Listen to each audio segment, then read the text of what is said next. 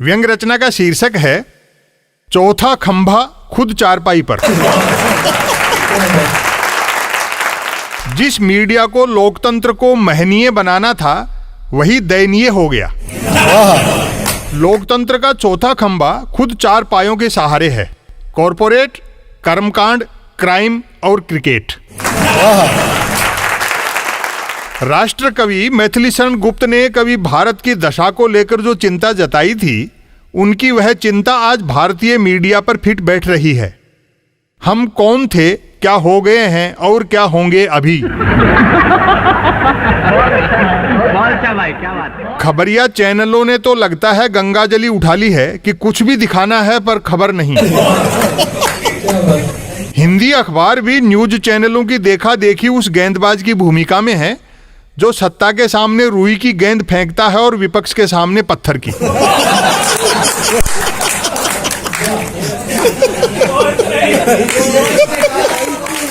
हिंदी अखबार सत्ता के तिल को तो ताड़ बनाकर छापते हैं, जबकि विपक्षी ताड़ को तिल बराबर भी जगह नहीं देते।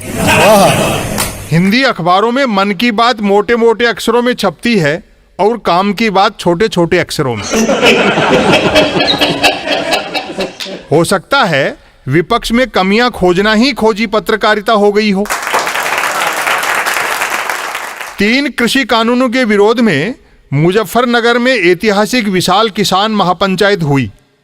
अगले दिन प्रमुख हिंदी अखबारों ने ऐसे जिक्र किया जैसे 5-7 देहाती हुक्का पानी के लिए इकट्ठे हुए हों, जबकि कोई घर की बालकनी में रखे गमले में नन्हा सा कैक्टस ही लगाए तो यही अखबार विशाल वृक्षारोपण छापते हैं। लोकतंत्र में कैसे पाठक के अवचेतन में राजतंत्र आरोपित किया जाता है, अखबारों की चुनावी रिपोर्टिंग से समझिए। बजा चुनावी बिगुल, उम्मीदवारों ने संभाला मोर्चा। चुनाव घोषित, हर दल में बज उठी रणभेरी। अधिकांश सीटों पर भाजपा कांग्रेस में सीधी जंग। तृणमूल ने ढहाया वामपंथ का किला। आरजेडी ने छीनी जेडीयू से सीटें। आप कांग्रेस भाजपा में त्रिकोणीय संघर्ष। शिवसेना ने दी भाजपा को पटकनी। सपा बसपा ने लगाई एक दूसरे के खेमे में सेंध। टिकटों को लेकर सभी दलों में घमासान। बागियों ने अपने ही दलों को ललकारा। चुनावी समाचारों के शीर्षक पढ़कर लगता है कि अखबार वाले रिपोर्टिंग के लिए वीर रस के मंचीय कवि तैनात करने लगे हैं।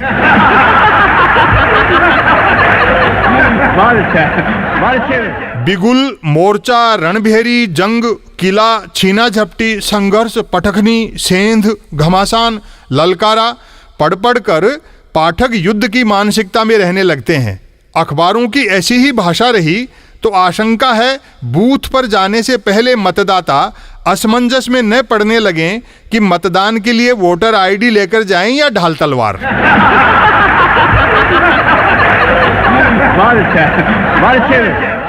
बीजेपी ने मारी कांग्रेस से बाजी।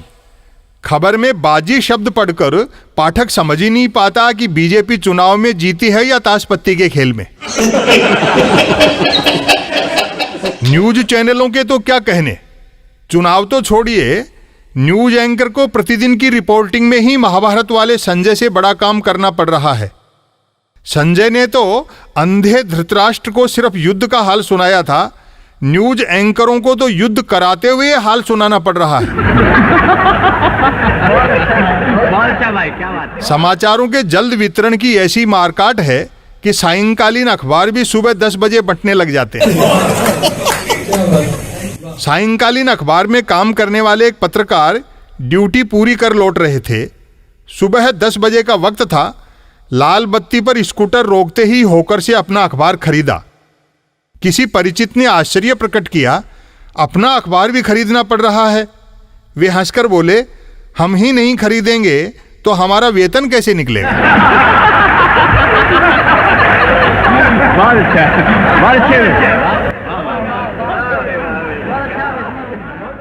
व्यंग्य रचना का शीर्षक है चुनाव अनेक, चेहरा एक। बहारों फूल बरसाओ, 5 राज्यों में चुनाव होने वाले हैं।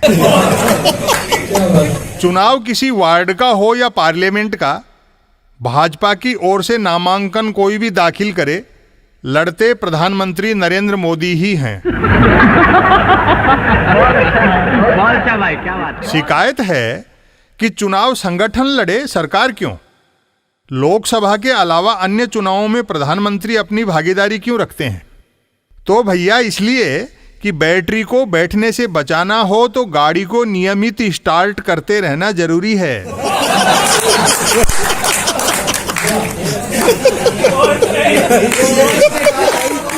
यदि ग्राम पंचायत से लेकर देश की पंचायत तक अपनी ही सरकारें हों वाली मानसिकता ही विकास है, तो गत 7 सालों जितना विकास सच में 70 सालों में नहीं हुआ।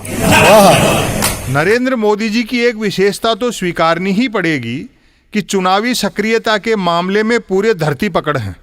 उनका कोई प्रत्याशी कहीं चुनाव हार जाए तो भी वे हार नहीं मानते। कोई मुख्य चुनाव में हार जाए तो उपचुनाव की जमीन तैयार करवा लेते हैं। उपचुनाव में भी हारने पर फिर चुनाव उपचुनाव की गुंजाइश निकालने में लगे रहते हैं। कई बार तो चिंता होती है कि यदि नरेंद्र मोदी जी किसी सिंगल चुनाव वाले या बिना चुनाव वाले देश के प्रधानमंत्री होते तो अपना और उस देश का टाइम पास कैसे करते।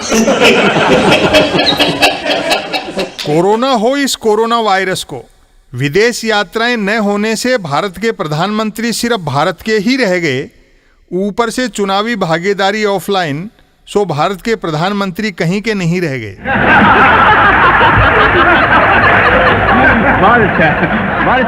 कोरोना काल से पहले कितने मजे थे। प्रधानमंत्री चुनाव में व्यस्त हैं या विदेश निकल लिए।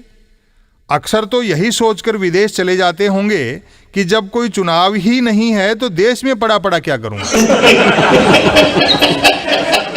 प्रधानमंत्री के विदेश से लौटने की खबर से ही लोग समझ जाते थे कि देश में कोई चुनाव होने वाला है, अथवा जब भी विदेश से लौटने का मन होता होगा देश में कहीं न कहीं चुनाव घोषित करा लेते होंगे।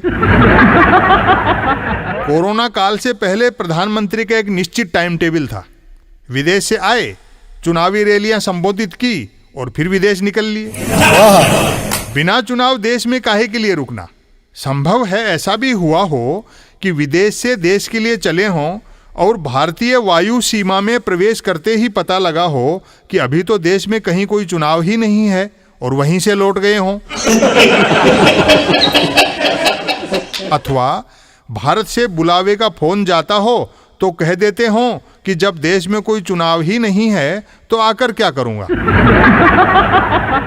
या तो पार्टी किसी चुनावी सभा का आमंत्रण भेजती होगी तब स्वदेश आते होंगे, या खुद ही फोन कर पूछ लेते होंगे कि कहीं चुनाव कराओ तो स्वदेश आऊं, या यह भी कहा हो कि कल सुबह भारत आने का मन है, किसी छोटे मोटे चुनाव का प्रोग्राम रखना।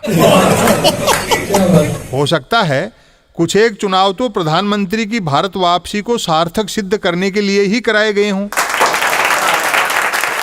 एक सज्जन मुझ पर क्रोधित हुए, तुम प्रातः स्मरणीय प्रधानमंत्री आदरणीय नरेंद्र मोदी जी पर निर्लज्जता से व्यंग करते रहते हो, लेकिन उनका विकल्प क्या है? मैंने हाथ जोड़कर हंसते हुए कहा, भाई साहब यह समस्या बीजेपी की है, देश की नहीं।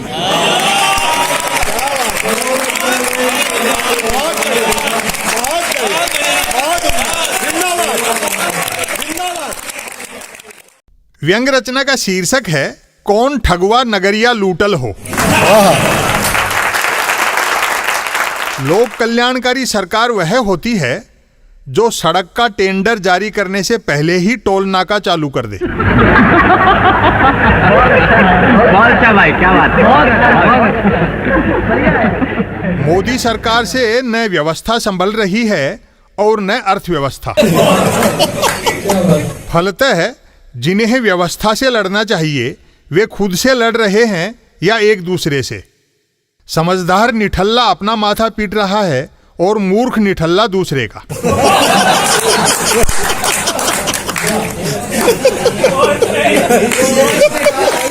सवाल है कि जनता को असहज करके भी सरकार सहज कैसे दिख लेती है।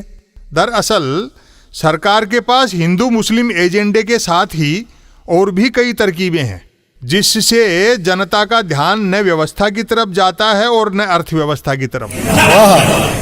उदाहरण से समझें, ज्यों ही बेरोजगारी का हल्ला बेकाबू होता है त्यों ही सरकार किसी विभाग में 10 पदों की भर्ती निकाल देती है। 10 पदों के लिए अमूमन 1 लाख के आसपास बेरोजगार आवेदन करते हैं। 1 लाख लोगों के आवेदन खर्च से चयनित होने वाले 10 लोगों के संपूर्ण सेवाकाल के वेतन भत्ते निकल आते हैं। सोने पे सुहागा यह कि नियुक्तियां देने से पहले कोई जागरूक नागरिक अड़ंगा लगवा देता है कि परीक्षा में जबरदस्त धांधली हुई है। सरकार ने प्रश्न पत्र हल करने के लिए परायों को सिर्फ 2 घंटे दिए, जबकि अपनों को पूरे 120 मिनट।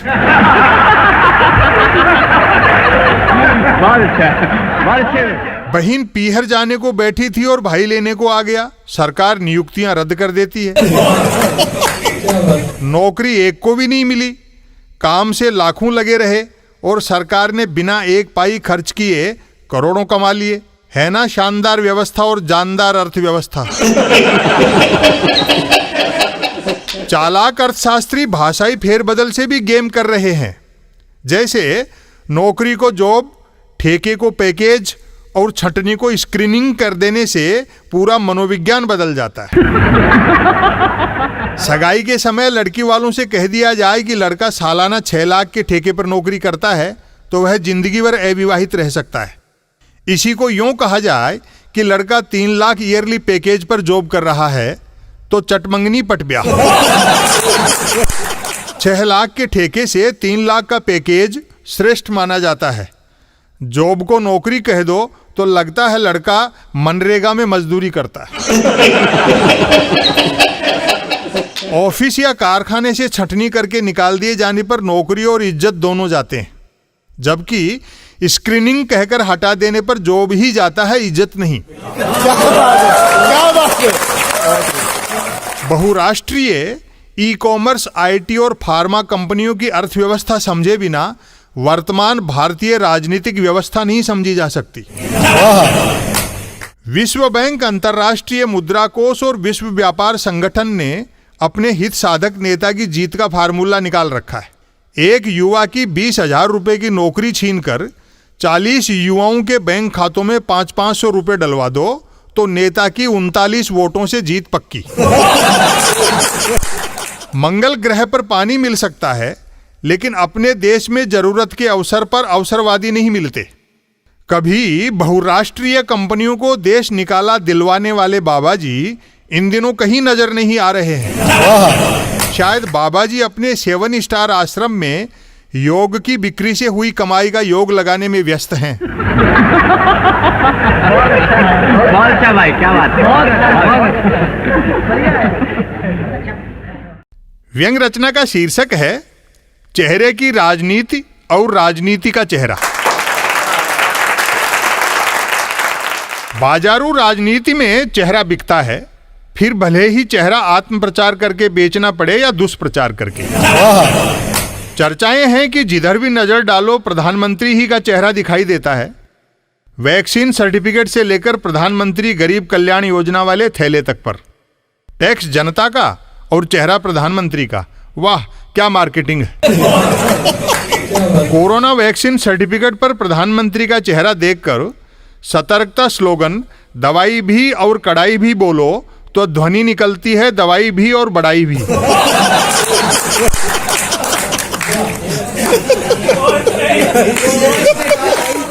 दरअसल ब्रांड आधारित चुनावी रण में चुनाव व्यक्ति नहीं चेहरा जीतता है। एक दौर में प्रधानमंत्री का चेहरा मुख्य चौक चौराहों तक सीमित रहता था, वह भी चुनाव के समय। फिर चेहरा चप्पे चप्पे पर टांगा लटकाया चिपकाया जाने लगा और अब तो बात दाने दाने पर छपा हो पीएम का चेहरा तक आ पहुंची है। भाई, क्या बात है। हो सकता है चुनावी रणनीति का रणनीति बना रहे हों कि प्रधानमंत्री का चेहरा सिर्फ वैक्सीन सर्टिफिकेट पर ही क्यों, हर तरह के सर्टिफिकेट पर क्यों नहीं। मजा आ जाए यदि मार्कशीट, डिग्री, डिप्लोमा पर नाम विद्यार्थी का हो और चेहरा प्रधानमंत्री का। कड़ा कानून बनाना चाहिए कि लोग अपने मकान झोंपड़े पर चेहरे वाली नेम प्लेट लगाएं जिस पर नाम पता अपना हो और चेहरा प्रधानमंत्री का। प्रधानमंत्री का चेहरा दूर से ही दिखना चाहिए, भले ही मकान मालिक का नाम पता नजदीक से भी न दिखे। इससे प्रधानमंत्री की ब्रांडिंग शानदार होगी और मकान मालिकों को भी लगेगा कि वे प्रधानमंत्री आवास में रह रहे हैं।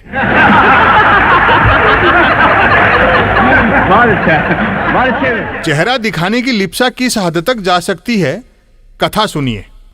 किसी राजा का एकमात्र लक्ष्य था कि प्रजा जहां कहीं भी नजर डाले उसे मेरा ही चेहरा दिखे। उसने राज्य की रेत के एक एक कण पर अपने चेहरे छपवा दिए, देवताओं तक की मूर्तियां हटवाकर वहां अपने चेहरे धरवा दिए, तमाम सरकारी गैर सरकारी मकानों की सीलिंग पर अपने चेहरे चिपकाने अनिवार्य कर दिए और आदेश दे दिया कि बाहर निकलने वाले लोग ऐसा छाता तानकर ही निकलें जिसकी भीतरी सतह पर मेरे चेहरे चित्रित हों। अब राजा के सामने एक चुनौती थी कि वह अपने चेहरे बहते पानी पर छपवाए और लोग देखें भी। उसने यह समस्या भी हल कर ली। राज्य की नदियों के तटों पर उनके उद्गम से अंत तक अपने चेहरे वाले होर्डिंग कटआउट लगवाकर पानी के अन्य सारे संसाधन नष्ट करवा दिए। प्यासे लोग पानी लेने नदी पर जाते, ऊपर देखते तो राजा के चेहरे होर्डिंगों कटआउटों पर दिखते और नीचे देखते तो परछाइयों के रूप में। मारे खुशी के राजा बार बार दर्पण देखता, लेकिन यह क्या, चेहरे से ऊबकर प्रजा राजा का चेहरा देखने से बचने के लिए गांधारी की तरह आंखों पर पट्टी बांधकर जीने लगी। हर हाल में अपना चेहरा दिखाने को उतारू राजा भी कहां हार मानने वाला था। उसने प्रजा के मोतियाबिंद घोषित करवाकर सबकी आंखों में अपना चेहरा छपे लेंस डलवा दिए। कहते हैं इस मास्टर स्ट्रोक के बाद आंखें खुली रखी जाती या बंद, राजा का चेहरा कभी किसी नागरिक की दृष्टि से ओझल नहीं हुआ।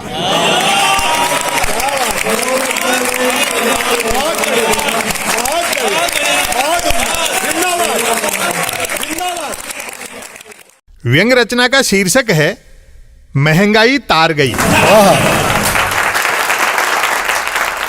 चतुर शासक वह होता है जो अपने नागरिकों के दिमाग में बिठा दे कि तुम्हारी बदहाली नहीं बढ़ी तो देश की खुशहाली घट जाएगी।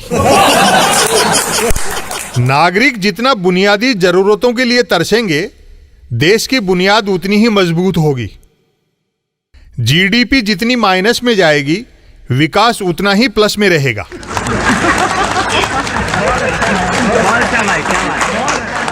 अपने शासक के भक्ति भाव में आकंठ डूबे नागरिक भी मान बैठते हैं कि व्यवस्था सत्य है, अर्थव्यवस्था मिथ्या। महंगाई, बेरोजगारी वगैरह बेमतलब की बातें हैं। पढ़ाई लिखाई टाइम पास के लिए की थी और नौकरी भाग्य से मिलती है। खाली हाथ आए थे और खाली हाथ जाना है, लेकिन जिंदगी का मजा तब है जब जिए भी खाली हाथ। यदि सरकार द्वारा किसी वस्तु पर 10 रुपया बढ़ाकर 10 पैसे कम कर देने को ही नागरिक महंगाई घटाना मानने लगे तो समझ लो देश का विकास पटरी पर है। क्योंकि महंगाई और विकास एक दूसरे के पर्याय बना दिए गए हैं, अतः एक दिन पेट्रोल के दाम नहीं बढ़े तो लगता है कि हम मोटरसाइकिल पर बैठकर नहीं, उसे कंधे पर उठाकर चल रहे हैं। भाई क्या बात है।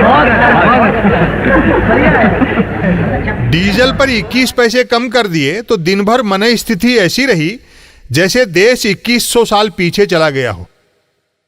अगले दिन 75 पैसे बढ़ाए, तब जाकर आजादी के अमृत महोत्सव वाली फीलिंग आई।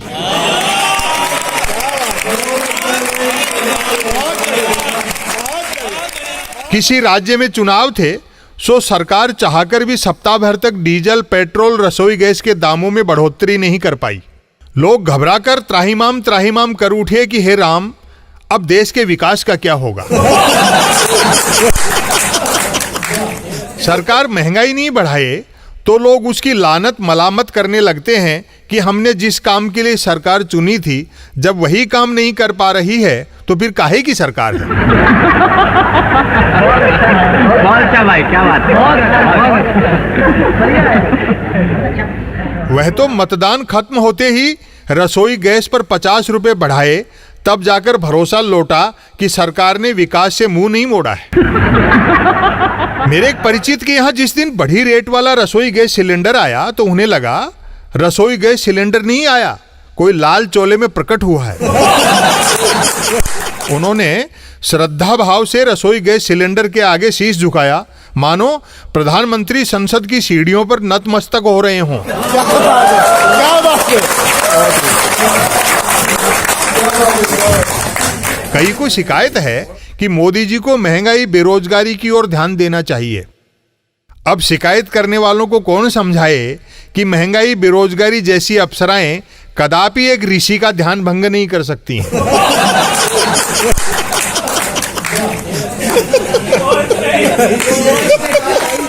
नकारात्मक लोगों को समझना चाहिए कि रोजगार घटने से भले ही अपराध बढ़ते हैं, लेकिन अपराध बढ़ने से भी तो कई को रोजगार मिलता है। जैसा कि माना जाता है कि महंगी वस्तु ही श्रेष्ठ होती है, अतः इन दिनों वस्तुएं महंगी मिलने से हम भारतीयों में विशेष प्रकार का श्रेष्ठता बोध आ गया है। इस पर भी तो गर्व करो। स्कूल कॉलेज की पूरी फीस भरने के बावजूद ऑनलाइन पढ़ाई का खर्च अलग से, फीस की टीस का मजा ही कुछ और है। कभी कभी आशंका होती है कि यदि राष्ट्र का संपूर्ण विकास मोदी जी ही कर डालेंगे तो आने वाले प्रधानमंत्री क्या करेंगे। बहुत अच्छा भाई, क्या बात है।